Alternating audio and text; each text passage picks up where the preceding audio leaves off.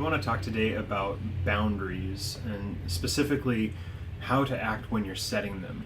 Boundaries are something that are very important for all of us to do in all of our relationships. We should be able to choose what our boundaries are with different people in different settings, but oftentimes boundaries are going to involve saying no on some level.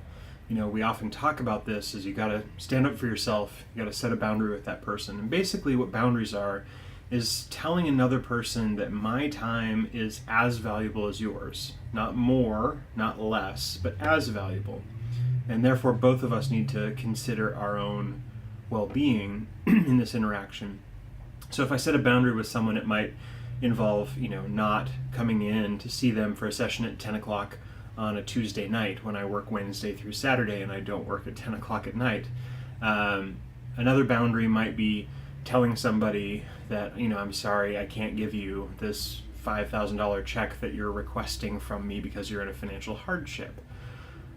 Boundaries are really important because in all of those scenarios, I'm saying my time is valuable not only to the other person, but to myself.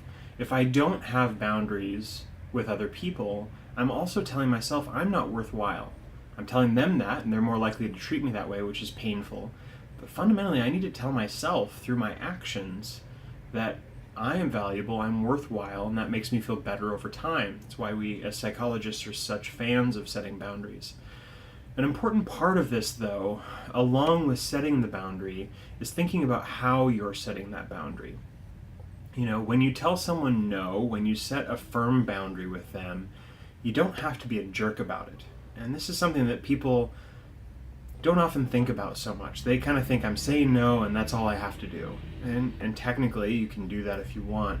But oftentimes what I see is people in the name of setting boundaries become jerks and create more conflict than they need to. So when you do set a boundary, think about how can I do this in a respectful way where I'm still, again, valuing the other person in this interaction. So if someone calls me up and says, I really want to see you for therapy and I need to see you at 10 o'clock at night on a Tuesday, I can set that boundary in a lot of different ways. I can say, no way, asshole, I'm not going to do that. I can be a jerk and create conflict. Or I can say, I'm sorry, I don't work on Tuesdays and I especially don't work at 10 o'clock at night. I do have this other time if you can make that work. If not, I'm sorry, I can't work with you. Right? I can set that boundary while still being kind, while still respecting the other person. So it's important to recognize that for me to stand up for myself, I don't have to devalue anyone else. I don't have to become a jerk and become mean in that. So think about how you can do that. Be kind to yourself and also be kind to the person you're interacting with.